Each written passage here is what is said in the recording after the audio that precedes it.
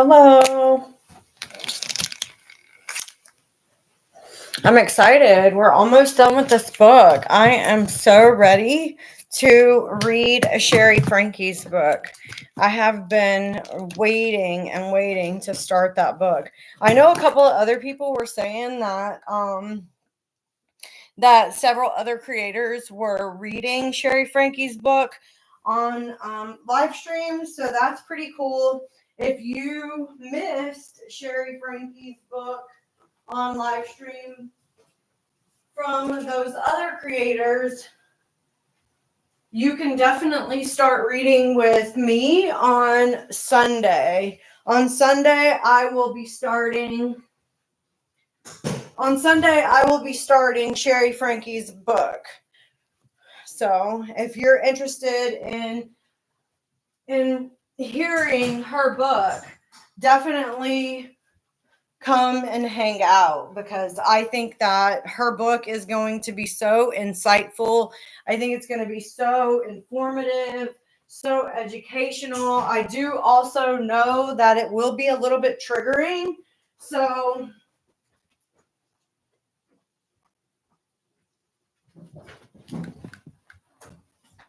I will have to put somewhat of a trigger warning on the lives whenever I do her book. So people who could potentially be triggered by the content in her book know that there's a possibility that they could be triggered. So, but tonight we are going to read chapter 13 of the book that I have been reading, which is Healing Daughters of Narcissistic Mothers.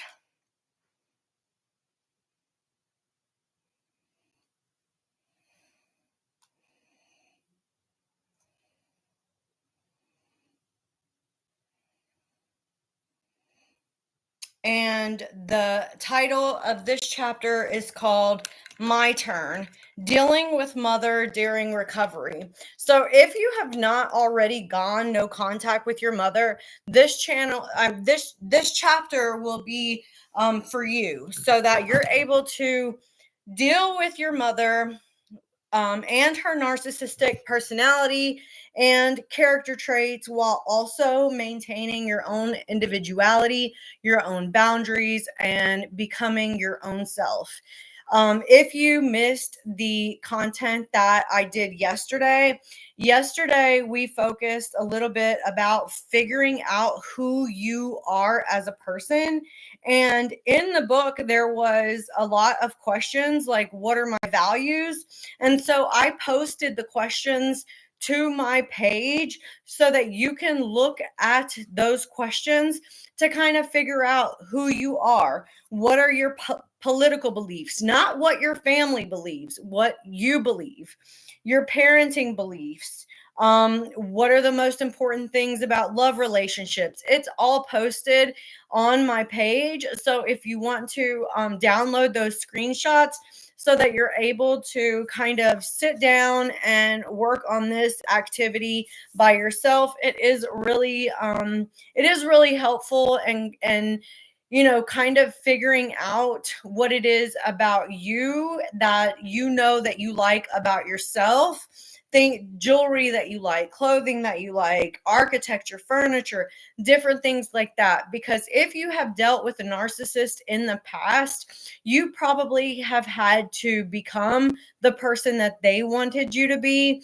And if all the people in your past have been narcissists, you probably don't really know who you are, because you have been a different person for each different narcissist. So this is an activity and an exercise that really allows you to figure out what it is that you like, what it is that you value, what it is that you enjoy doing as far as activities, and kind of getting to know yourself for the very first time. So all of that is posted on my page, and you can download that if you want. Tonight we are going to be reading chapter 13 and dealing with mother during recovery. If you are not no contact with your mom, this is, or if you're not in no contact with whoever the narcissist is in your life, then this chapter will be very helpful. And whenever we talk about dealing with mother, this particular book is about mother and daughter, and the mother being the narcissist, but it does not have to be mother. It can be father, brother, sister, boyfriend, coworker, friend. You can replace mother with any relationship as it relates to the narcissist in your life. Their mothers may be long dead or white haired and infirm, but still they have a profound hold on their daughters. Excuse me. Who talk of them as though they were about to be sent to their rooms. How is this reign of terror by little old ladies possible, Victoria Secunda, when you and your mother can't be friends? You have earned the right to be proud of yourself for a number of reasons, not least of which is the self-healing work that you have now accomplished. Now let's figure out what to do about your mother if she is still around, still a part of your life in some way. You've changed, but she hasn't.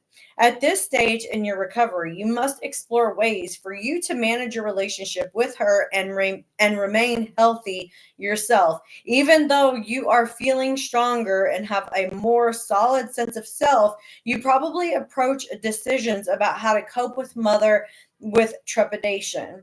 You might be asking yourself the following: what can I say to her? Can she be fixed? How do I even deal with her? Should I stay connected with her even though it is extremely difficult and painful for me? Many daughters have tried various ways to avoid the train wrecks they go through with their narcissistic mothers. Frequently, though, they hit barriers, problems, and frustrations. Virginia keeps trying. Although she is ambivalent, her current strategy is to call it like she sees it. By doing this, she hopes things will improve. I am always fighting with her. I am a lot more confrontational. Thank you so much for liking the live, Malika. I am always fighting with her. I am a lot more confrontational with her than I ever was before. I don't care what she says. I am more critical of her now.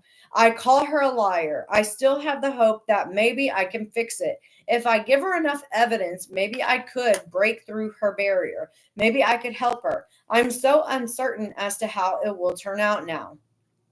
Nakia doesn't want to change the way she deals with her mother. I have been dealing with this situation for most of my life, and she's never gotten better. I have not gone for the big confrontation as she is 83 and I don't want to ruin her remaining years. Our limited relationship for the past 15 years has been all about her. That seems to be the only way. When you are dealing with narcissistic parents, it is always about them. It will never be about you, your needs, your wants, your beliefs, your feelings, your emotions, your life. It is about you. I mean, it is about them and what you mean to them. Belva has a little energy left for hope. She is always baiting me and she loves to rile me up. It makes her happy and powerful to see me diminished. It leaves me exhausted and empty, and I don't believe there is a solution. Terry recalls, sometimes I get so afraid of having to talk to her on the phone, I have to psych myself up for it. A glass of wine also helps. I never know what she is going to say. I mean, this woman criticizes trees, always negative. My mother was exactly like that, always negative, criticizing and judging every little thing. In this chapter, I offer suggestions on how to manage those difficult conversations. It can be frustrating to figure out the healthy path to take with a narcissistic mother. It is a significant struggle, one that appears to leave many daughters feeling hopeless, helpless, and in constant pain. So, what can you do? The untreatable. If your mother has a full blown narcissistic personality disorder, the chances of effective treatment for her or change are slight. While I would never say it's impossible, it would require intensive, long term, committed treatment, and most important, her desire to be treated. And most narcissists will never admit that they have an issue, that there's something wrong with them. They see themselves as perfect in every way. And if you bring up any issues that you think that they have, it's you that has the issue, not them. In my experience, hold on. It is quite rare for a person with true MPD to seek therapy for herself and to genuinely want to change and grow personally. In my experience, MPD clients who do seek therapy are searching for answers and how to deal with someone else. If they do express a desire to work on themselves, they drop out of therapy rather quickly, usually telling me that they need to find a therapist with a different approach. Typically, in their eyes, there is something wrong with me, the therapist. My favorite story is from a few years back when my therapy fee was $100 per session. In the midst of my explaining what constitutes good mother daughter communication, this rather aggressive mother began searching frantically in her purse. She then dragged out a $100 bill along with her cigarette lighter and proceeded to light the $100 bill on fire, saying, "This is what I think of your therapy advice." I had to laugh. Thankfully, the daughter and I put out the fire and ended the infamous mother daughter session quickly. The more traits your mother has that fit the disorder, the less likely she is a candidate for successful treatment. This means that you can't fix her and should not be attempting to. She is not going to change. You may then ask whether or not you should continue to have contact with her, particularly if her behavior causes you significant emotional stress. Toxic mothers. We have to acknowledge that a narcissistic mother may be too toxic to be around. In many situations, daughters have to make the choice to disconnect completely from their mothers because the toxicity damages their emotional well being. This is what happened with me, and the reason why I went no contact with my mother. While others around you may not understand it, this is a decision that you get to make for your own mental health. Charisse reports, "I have learned to have compassion for my mother, knowing about her own hurtful childhood, but today I get to choose not to associate with her." Mandy says, "About 6 months ago, I made the final attempt to reach my mother emotionally and could not. I feel sorrowful because I do believe in the natural order of relationships, and it would have been nice to have a mother daughter relationship, but it is not meant to be, and I have accepted that. I didn't talk to my mother for the last 10 years of her life," says Antoinette, 60. "I just couldn't do it anymore. I had spent so many years trying to make her love me and trying to make everything okay. It was sad. And when she died, I found out from the sheriff. We went to clean things up at her house and found a note on the bulletin board that said that she had forgiven us for being so horrible to her. They sent me her ashes and I put them in the car. I couldn't even take them into the house. I sold that car and forgot to take the ashes out. It was a little weird calling those people to tell them to destroy the ashes I had left in the car. People are always shocked that I couldn't make good with her, but they really don't understand what she was like." And I think that we have to stop promoting um us to accept abusive and toxic behaviors just because they're our mother, our brother, our sister, our uncle, our coworker, our children. You do not have to accept toxic behavior from anyone. It does not matter who the fuck they are. If their behavior is toxic and they are unwilling to do anything to change, and their presence in your life is causing you emotional turmoil, you have every right to cut them the fuck off and not feel bad about it. And who cares what anyone else says, because they are not living your life with your parents, with whoever the toxic person is. Like, they're not in your life, so they don't get to decide that you're a terrible person for not accepting this person into your life to continue being abused by them. Sorry, my little rant. This sad, extreme example is more common than you might think. I have known daughters who felt tremendous relief when their narcissistic mothers passed away. They feel delivered out from under a huge burden, but guilty about admitting it. If your mother is indeed unchangeable, hold on, Marilyn.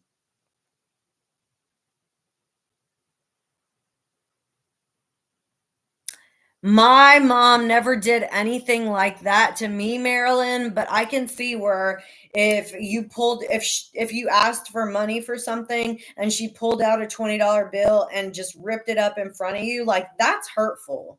Like, why would you do that? Why would you be so rude and do that? That is so hurtful and you didn't deserve that.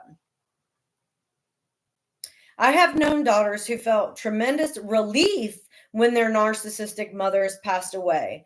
They feel delivered out from underneath this huge burden, but guilty about admitting it. If your mother is indeed unchangeable and you find yourself being constantly abused by her, it is important to know that disconnecting from her can be healthy. When you decide to make this choice, however, make sure that you have completed your own recovery work. If you simply detach and remove yourself from your mother without doing your own work, you will not diminish your pain and your true self cannot emerge into the peacefulness that you desire. As Dr. Murray Bowen reminds us in family therapy and clinical practice, less differentiated people are moved about like pawns by emotional tensions. Better differentiated people are less vulnerable to tension. Thankfully, not all mothers with narcissistic traits are lost causes. Daughters do choose to stay in a relationship with more workable mothers and to create different kind of connection. I call this the civil connection. My mother just never gave me any money to do any sort of field trips with the school, nothing. I was always excluded from everything the other kids did. In the civil connection, daughters of narcissistic mothers change the dynamic of their interactions with mother by having less contact. Like when they are in touch, they keep the situation light, civil, and polite, but make no attempt to be emotionally close. This is a good option for daughters who do not want to give up their mother totally, but have accepted that she is incapable of true mothering. The daughter is in touch with her mother without having expectations and consequently suffers few disappointments.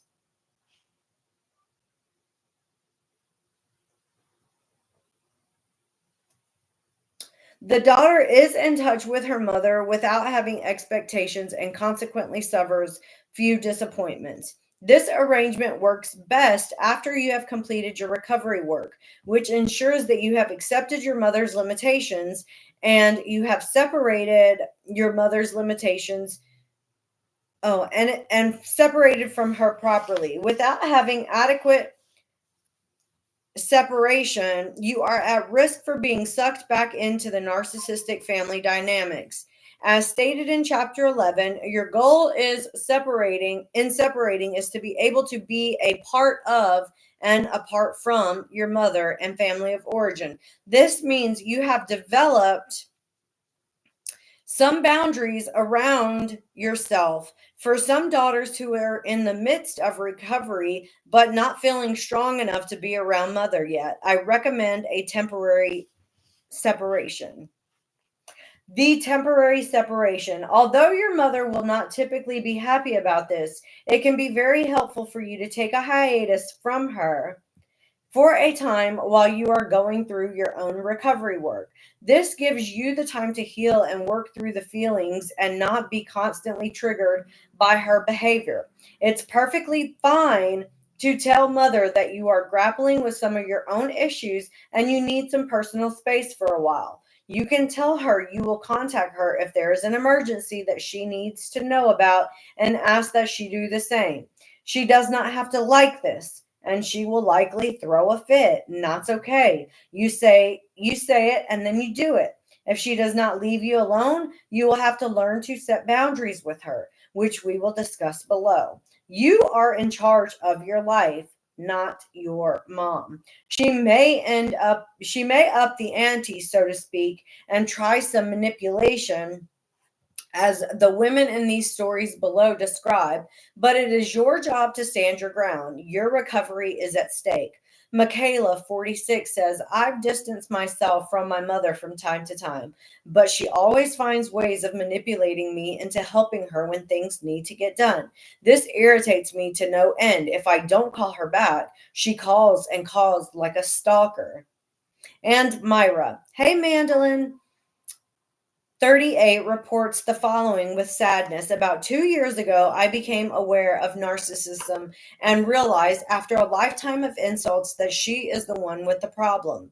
Since that time, I have been courteous but limited our time together and have definitely set up separations and long awaited boundaries. She has been even worse since then. She seems to realize that she can't control me anymore. This whole thing makes me sick to my stomach.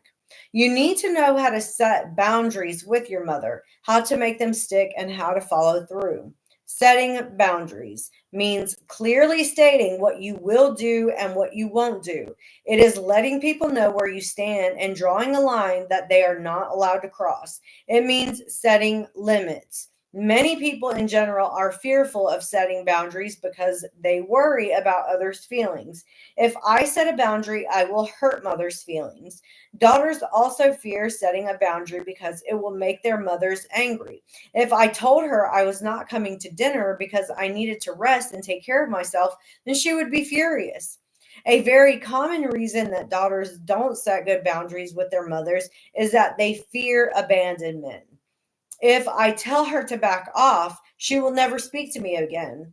And I don't want to lose my mother totally. I've seen her cut off people and then that's it. She could do this with me too. Narcissists commonly cut off people out of their life due to their shallow emotional style of seeing others as either good or bad. Everything is black and white to them. If you have seen your mother do this, your fear of abandonment is very real, but you must assess it in a realistic terms. If she has already abandoned you emotionally, she truly does not have the power to do much more that could wreak equal or similar devastation. Janelle, 36, cites why she can't set boundaries with her mother. She will get mad, never forgive me, turn the whole family against me, and then she will cut me out of the will. I need some inheritance money, and my children deserve that too. This is a decision only you can make, but generally considering that your own mental health and sanity hold a higher value than money, that may or may not be passed on through your mother's will. Learning how to set boundaries for yourself is a way to manage your life, your time, and your health. It is a necessity of healthy living. So let's say you have now set a boundary with mother and told her you will not be seeing her for a while due to your need to focus on some of your own therapeutic issues.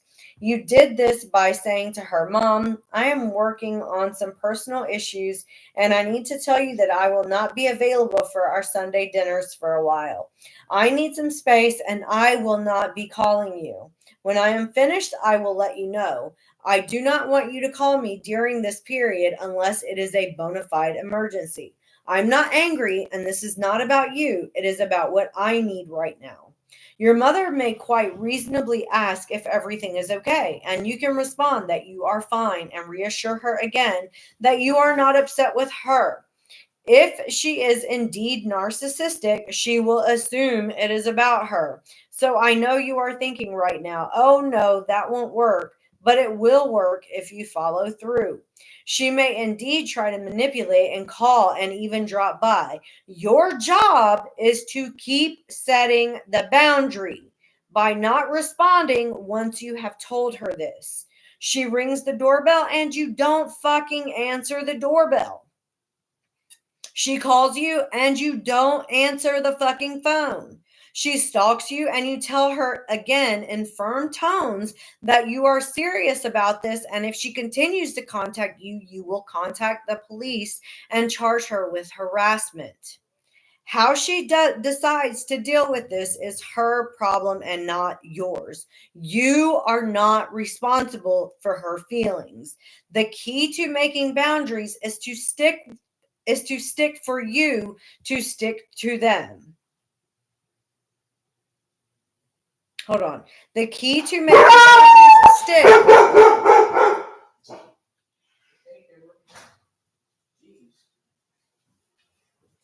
You're already off? No, I need to change shoes. I wore the yeah. You wore your slippers. Okay, where was I? The key to making boundaries stick is for you to stick to them. Sorry. You can be very kind about this and gently remind her that you will be back in touch when you are able to do so. As you begin to get comfortable setting boundaries, you will find it helpful to set boundaries with your mother over many issues and situations. Let's do some practice ones so that you can refer back to them when you are having trouble. My son came home. That's what he saw. Your mother says, honey, there appears to be a lot of dust in your house. Look at the coffee table. I know you're a working mother, but your family deserves a clean, sanitary home. You say, Mom, this is my house. I am comfortable with my level of housekeeping. I appreciate your concern, but if my family finds this a problem, we will deal with it. Your mother says, I brought you some diet pills, honey, because I've noticed you've put on a few pounds lately. I did a lot of research, and these are the best ones I could find. You say, Mom, if I decide that my weight is a problem, I will address this issue with my doctor. Your mother says, every time I see my granddaughter, her hair looks like a damn rat's nest. When you were a child, I never let you go out of the house without grooming you properly. Don't you care about how your daughter looks? You say, Mom, I am very proud of my daughter and who she is becoming, and I am not particularly worried about how her hair looks today. Your mother says, I need you to call me every day to check on me. I could have a heart attack and you wouldn't even know. I would just lie there alone suffering. And what would people think? You say, Mom, if you are really worried about this, there is a practical solution. They make safety alarms that you can wear. This device alerts 911 if there is a medical emergency. Your mother says, I can't believe you are actually getting a divorce. What on earth did you do to mess this marriage up? And how am I going to explain this to the rest of the family? You say, my relationship decisions are mine to make, and it is very hurtful to me when you cannot be supportive and helpful. Your mother says, what do you mean you're not coming to my house for Thanksgiving? You know how hard I work to cook for this family. You know we always do Thanksgiving at my house. How could you do this to me? You say, Mom, now that I am married, I want to be involved with my husband's family also. Holidays will be a little bit different from time to time. Setting firm boundaries allows you to feel comfortable in any situation, particularly when you are with an intrusive mother. It takes practice and restraint, but do not respond to your mother's reaction in a hostile manner. Set the boundary, and if she does not respect it, remove yourself from the situation. You can set healthy boundaries kindly and courteously. You do not have to act angry, resentful, or defensive. You are making a statement, drawing your line in the sand for what you need, how you feel, and sometimes to make a point about what is not okay. Rather than engage in an argument, simply state your boundary over and over until your mother takes your point. Another strategy for dealing with your mother may be to consider mother-daughter therapy sessions. And that's only if your mother is able to self-reflect to see that she needs to work on herself and that therapy is a good option. Most narcissists do not want to go to therapy because they don't see anything wrong with their actions. When I ask my clients the question, would your mother attend therapy with you to discuss mother-daughter issues? Most laugh and even scoff a bit. The more narcissistic your mother is, the less likely she will choose to attend therapy with you to address your feelings about your relationship. It is difficult and sometimes impossible for a narcissist to feel her own feelings. She typically projects her emotions onto others and is unable to reach inside to sort and feel. Remember, you cannot heal what you cannot feel. So, narcissistic mothers usually tend to stay away from their inner emotional life.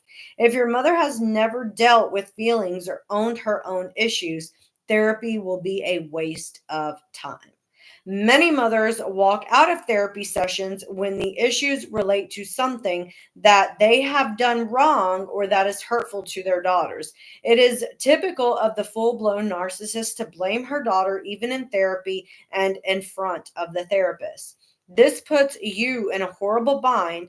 You yearn for a healthy relationship with your mother and are willing to put the work in, but your mother refuses the notion that she needs help. Roseanne 30 tells me I couldn't get my mom to go to therapy with me, but while I was in therapy, I talked to her about it. She was a freaking basket case. She denied everything. All I wanted to hear was I'm sorry, and all she could do was cry and say she had such a horrible daughter, crying, victim, no empathy. I would never ask her to go to therapy again. Monica's mother tried going to therapy with her, but ended up fighting the process and blaming Monica while also worrying about her image as a mother. Going to therapy with mom was a trip. She would go, but it was a disaster. She got very defensive, and it really was an exercise in her not hearing a word I was saying because she was too concerned about herself and how she looked to the therapist. In many situations, mothers who have fewer narcissistic traits are actually open to learning and growing. With these mothers, there is hope that healing can happen between mother and daughter, both in therapy and outside of therapy. Most daughters know instinctively if their mother is a candidate for this or not. They can tell based on their prior experiences with mom when they attempted to discuss feelings or difficulties in communicating. Even though it is hard for mothers to deal with, some can look at themselves clearly and decide they want to work on the important relationship with their daughter or daughters. My client Gerda, 62, admitted to having some narcissistic traits and was also a daughter of a mother with severe MPD. She had had significant pain in her own relationship with her late mother, whose emotional hold was as strong as it had ever been. Gerda could see the negative effects on her life and how these had affected her own parenting. She truly wanted to work on healing with her three daughters. Unfortunately, the daughters were too hurt and saddened to try. They had given up on Gerda and did not believe in her ability to change. So the mother daughter sessions have yet to take place. Being ever hopeful, I think there will be a day when I can see them all together. Sometimes daughters have to do their own recovery work first in order to be ready to face mom and all that therapy entails. The daughters are young and still have some work to do, but are lovely people about whom I feel very hopeful for in the long run. Time is a big factor to consider when determining if you will do therapy with your mother or not. Sometimes the timing is not right, and it is more productive to wait until all parties are ready. The mother, Gerda, was able to step back, do her own recovery, and address the general issues with her daughter. I rarely see this, and I continue to tell her that she is amazing and I am so proud of her. If you do begin mother daughter therapy sessions and your mother is abusive or emotionally shut off and blames you for everything, you getting ready to leave? Hold on. Ooh. Okay. Have a good night. I didn't eat all the food, man. Saved like a little half. So I have something to eat right now. Okay. I'll put the plate in when I finish. Okay. Put the plate in soon. Okay. Love you. It's nice that my son works close to home because he can come home on his lunch break and, eat and not have to spend money on, fast food and stuff. So I pretty much cook like every single night. Yeah, that was my son. Um, well, I don't cook every night. I usually cook 3 nights a week. And what I normally do is I'll cook one night and then we'll have that dinner for 2 nights in a row. And then I'll cook the next night and have that dinner for 2 nights in a row and the next night and so on. Oh, that's okay. That's okay. I'm glad you're here. I try not to show my kids on camera because I want to respect their privacy. So, and we only lived like 10 minutes away from his job. He used to be like within walking distance, but now his job is 10 minutes away. So he's able to come home, eat on his lunch, and do all of that. But I'm always cooking because it's less expensive to cook at home than it is to eat out. So, and they seem to pretty much like it whenever I cook food. So that's good too. Okay, where was I? Okay, if you do begin mother-daughter therapy sessions, hold on. And your mother is abusive or emotionally shut off and blames you for everything, I suggest that you stop the session and talk alone with a therapist. Ask whether or not it seems productive to continue having your mother in session with you. The therapist should be your ally in this recovery process and helpful to you. Your sessions should not perpetuate the abuse and blame that your mother has already heaped on you. If you feel strongly that you do not want to continue with your mother and your therapist disagrees, you will need to take some time to think about your decision carefully. In the end, trust your own intuition about whether or not the time is right. Thank you so much, Violet. I do try to be a good mom. My kids are sweet.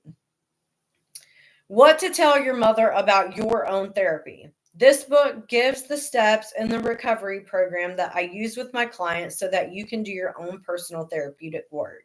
That said, working with a therapist one on one can be extremely beneficial for you during this time as well. If you decide to go this route, please keep in mind that is up to you and you alone whether or not you tell your mother that you are even attending therapy. Therapy is a confidential relationship for a reason, and no one needs to know you attend unless you want to tell them. This includes your mother. If you decide to tell her, you should also decide how much you want to share with her. You may choose to inform her that you are attending, but tell her that you do not plan to share this private experience with her. If she pushes for information, gently set up your boundaries. If these do not work, set even firmer boundaries. An example of this is below. A gentle boundary.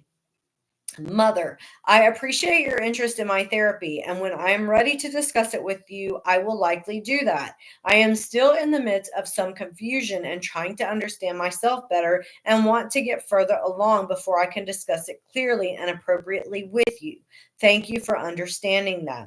A firmer boundary. Mother, I need to be very clear with you that my therapy is confidential and I do not discuss it with anyone. It is designed to help me with some issues I am experiencing in my life right now.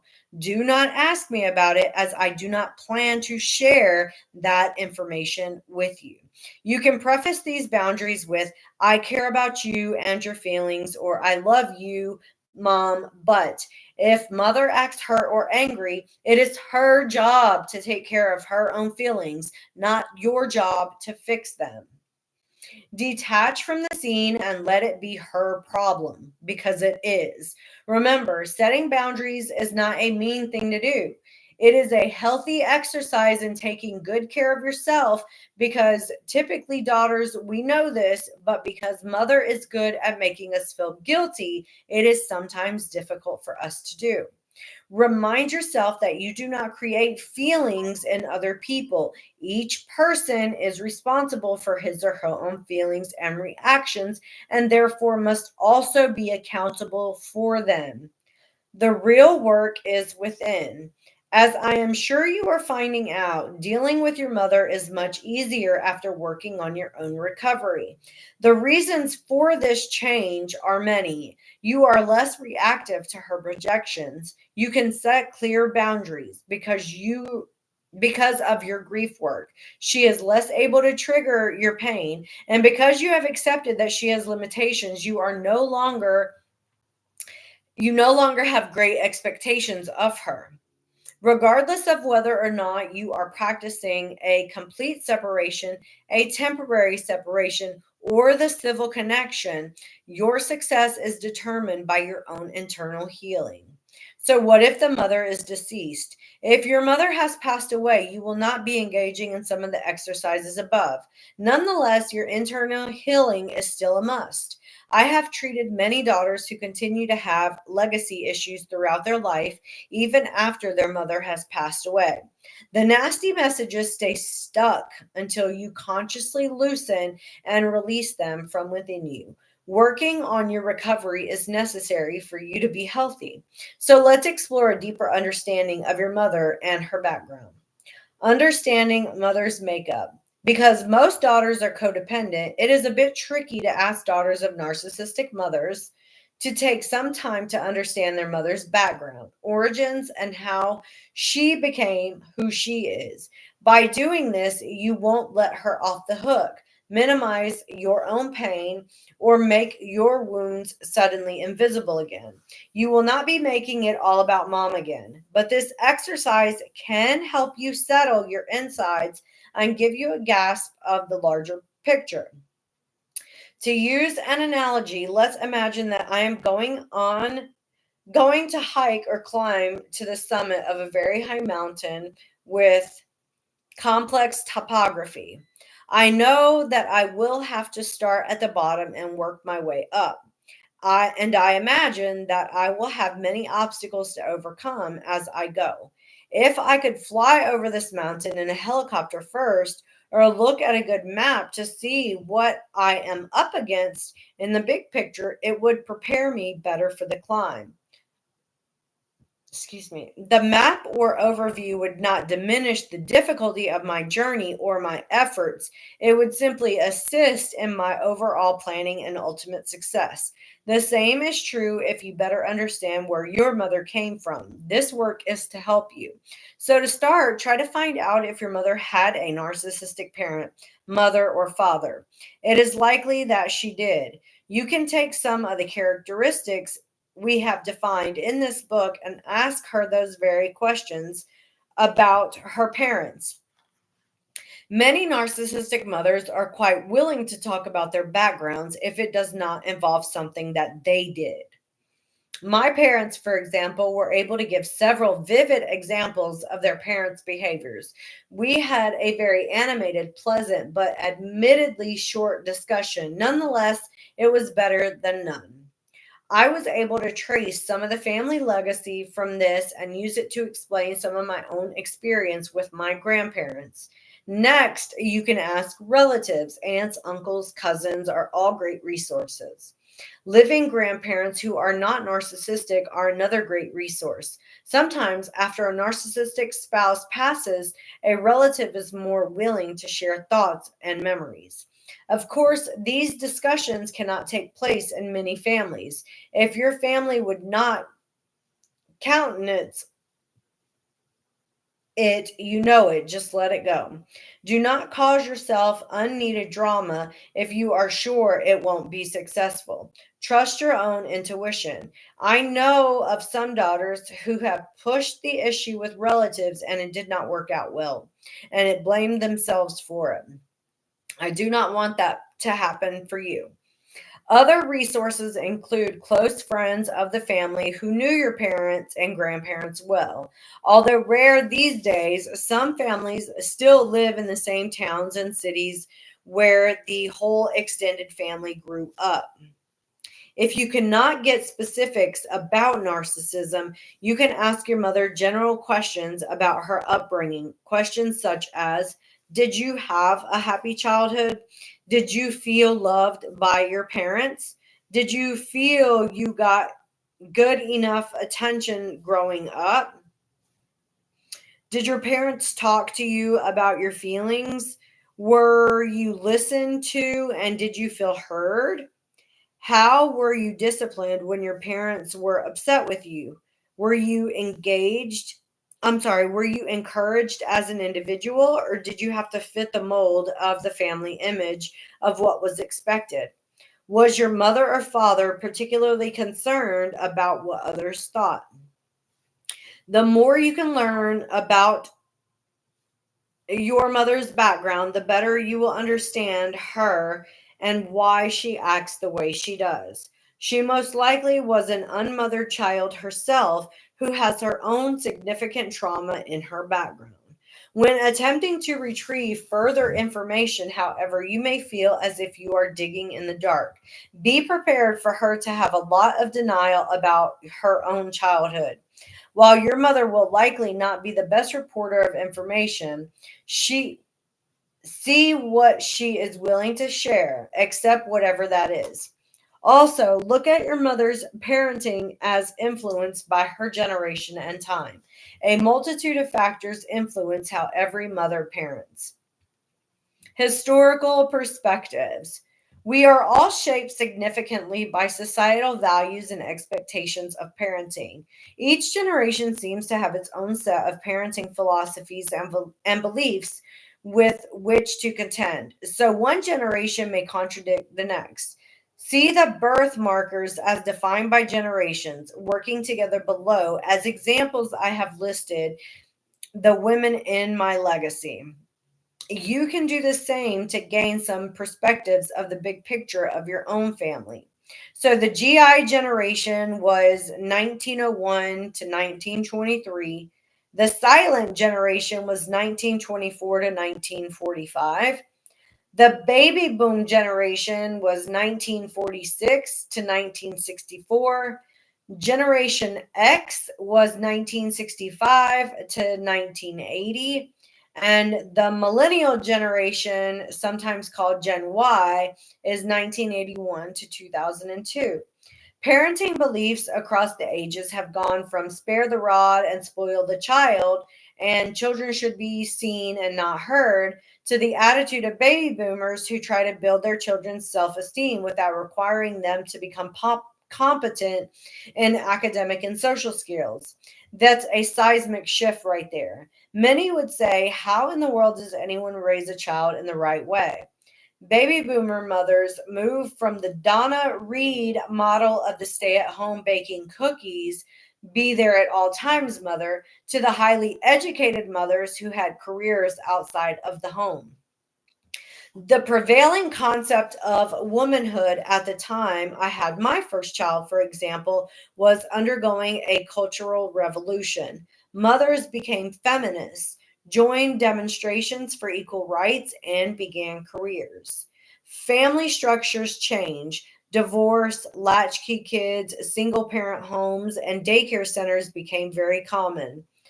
Where they had been unfamiliar to the previous generation, my own daughter, in a fit of anger one day, called me a house divorcee, somehow getting the unspoken message that it was no longer appropriate to call her mother a housewife. Baby boomer mothers paved the way for their daughters to have a better education and healthcare and equal access to schools and careers. They created choices that women did not previously have. Yet some of their Gen X daughters believe that while their mothers were doing this, the family suffered and the daughters felt secondary to their mother's career aspirations. This controversy requires sensitive communication between mothers and daughters, but the mother's commitment to self development and career success is not the same as narcissism unless the mother displays narcissistic traits. At the same time, baby boomer mothers need to acknowledge their Gen X daughters' feelings and acknowledge that they can relate to some of their daughters in this book. Understanding, empathy, and communication are key for resolution. In many cases, given the effects of the culture, society, and history on our mothers and grandmothers, it is not surprising that they didn't know how best to parent much of the time. It is safe to say that many parented in the way that they were parented. Having some understanding of the historical perspective makes it a bit easier to understand how maternal attitudes and behaviors can change from one generation to the next, and vulnerable girls grow up to become narcissistic mothers. With that said, however, I am not offering an excuse, but only fodder for further understanding. I do believe that for any generation, the trademark of good mothering is the ability to give authentic love and empathy and physical and emotional care, no matter what the historical moment. With this understanding of our mother's histories, let's look now at the complicated concept of forgiveness. Forgiveness. The word forgiveness is laden with meaning and misunderstanding. Many daughters were taught at a very early age that nice girls forgive and forget. The message is clear that we are expected to forgive anyone who has hurt us because it is the right thing to do. While I believe in the rightness and importance of forgiveness and in the emotional benefits it can give you, I do see it in a different light. Forgiveness is positive and healing when we can see that the person's intentions were not to hurt us. But we do ourselves no good when we try to deny the pain that we felt. And we can actually set ourselves up for further harm when we don't deal with the reality that we were hurt and the person is likely going to hurt us again, whether inadvertently or on purpose. Many people misconstrue forgiveness as somehow condoning the original offending behavior, as if saying that it is all right. But I believe that accountability is crucial for mental health. So I counsel you to pardon only someone who is accountable for his or her behavior. When she has owned up to it, has become conscious of it, and is truly sorry for having done it. While this may sound harsh, not many narcissistic mothers do this, so I do not advocate pardons for most of them. I do advise that you practice a kind of inner letting go, however, for your own good. Daughters of narcissistic mothers have been unloved, and many have been abused physically, sexually, and emotionally. We do not condone bad mothering. We do not condone ignoring the basic needs and rights of children. But you do have to let go of this past internally so that you, the daughter, can also let go of your anger, rage, and sadness. You forgive by forgoing these negative emotions so that you can go on for the rest of your life. Step one of the grief process allows you to accomplish this internal letting go. Afterward, you will have an internal feeling that is more neutral. You will no longer have the intense emotions you once associated with your mother. This neutrality allows you to keep that feeling of letting go. It feels like internal forgiveness. It is your gift to yourself. Hold on, I need to get something to drink.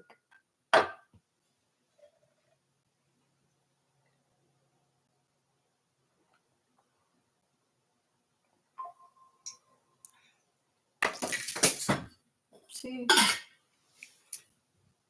Okay. Although I could never talk about emotions with my mother, she has the emotions of a doorknob. I am now able to say that I love her. The funny thing is, she didn't even notice that I didn't say this before. I now get this recovery and forgiveness deal is for me. It feels so good. This kind of forgiveness is an understanding of your mother that allows you to grow past your old feelings of being a saddened, hurt child. This kind of forgiveness feels adult like. Lewis Meads in Shame and Grace, Healing the Shame We Don't Deserve, puts it like this.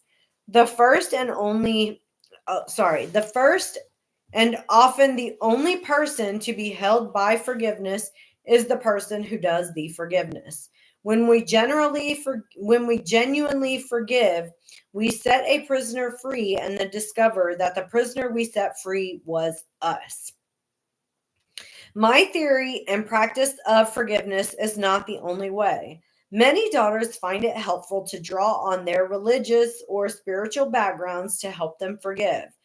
12-step addiction programs advocate that true forgiveness is when you can wish the person well who has hurt you and pray for her to have all that she wishes for. They also take it a step further and suggest that you pray for the hurtful person to have all the things that you want for yourself: health, wealth, and happiness. Henry Nouwen writes in The Only Necessary Thing, forgiveness is the name of love practiced among people who love poorly. The hard truth is that all of us love poorly. We need to forgive and be forgiven every day, every hour, unceasingly. This is the great work of love among the fellowship of the weak, that is, the human family. My main concern for your recovery is that the form of forgiveness that you choose to implement eradicates blame so thoroughly that you have no traces of feeling like a victim.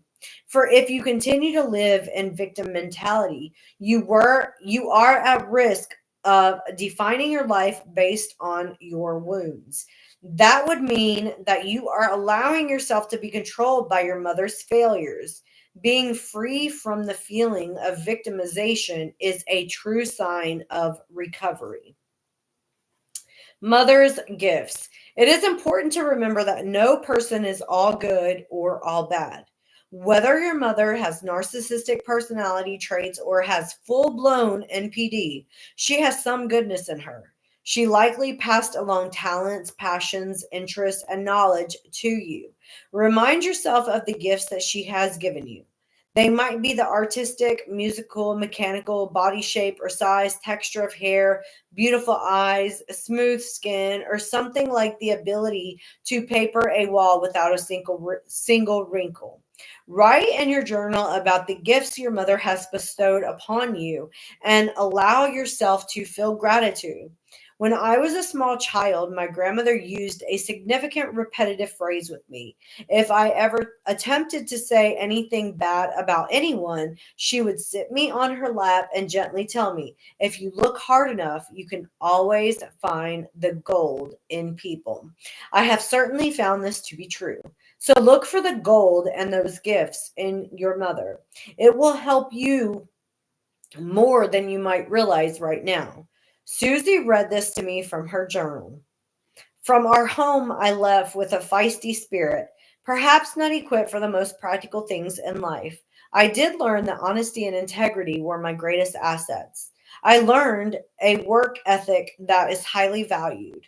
I learned that high standards yield high results in most things. I learned humor and laughter would bridge most differences for short term gains. I learned table manners, how to set a table and entertain. I learned social skills. I learned to shop. Somehow I emerged tenacious. I look for the best in others, forgive easily, and learn quickly. I painfully learned I wanted to be a different kind of mother. So I was motivated to teach myself about nurturing parenting. As a result, the greatest joy in my life has been being a mom. The cycle is now broken. Oops, hold on.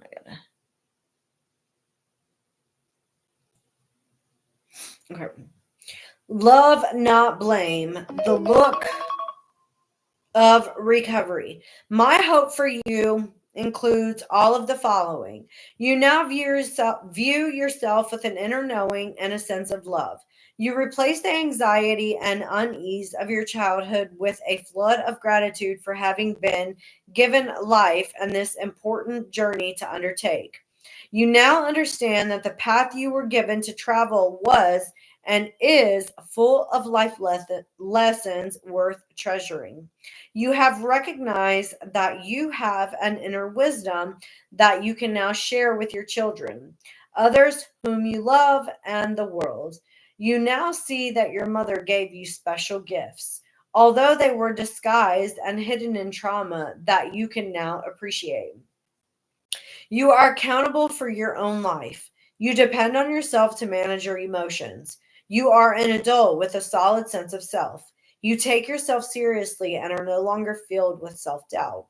You have stepped out of the shadows of a childhood filled with anxiety into the sunshine of competence and confidence. Now you are ready to complete the healing journey by undertaking the final step to ending the legacy of your narcissistic mother. And that is it for tonight. The last chapter is Feeling the Empty Mirror, Ending the Narcissistic Legacy. And that is going to be so good. So I have to go back a few pages and bookmark a few things. I think it was this page. This page about like the questions to ask your mother about her upbringing, even though you might not have a relationship with your mother, you might have asked some of these questions to your mother in the past. So I will post these questions so that hey Sandy, so that if you want to try to answer some of these questions for yourself, you don't necessarily have to communicate with your mom if you are not in communication with her. If you are and you want to ask these questions to her, they will be posted on my page so that you are able to go back and ask her these questions to learn a little bit more about your mom. Remember, this is for your own healing. This is not for her healing. Yes, you will get to know more things about your mother, but regardless what you find out about your mother, it does not excuse her abusive behaviors towards you. So that's what I want to make sure that we all know.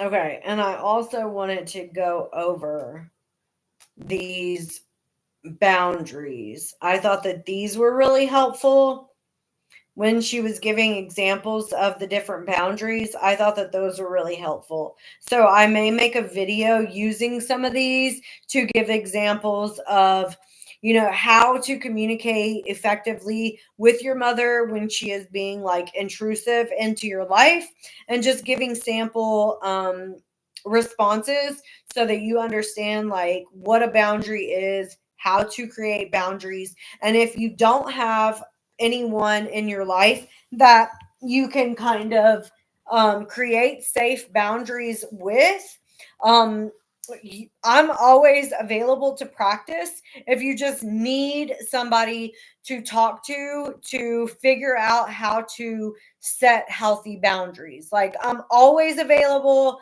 to role play with you or anyone else so that we can learn how to safely and effectively communicate our boundaries with other people, because sometimes it does take a lot of practice in order for us to be strong enough to actually assert these boundaries onto actual people.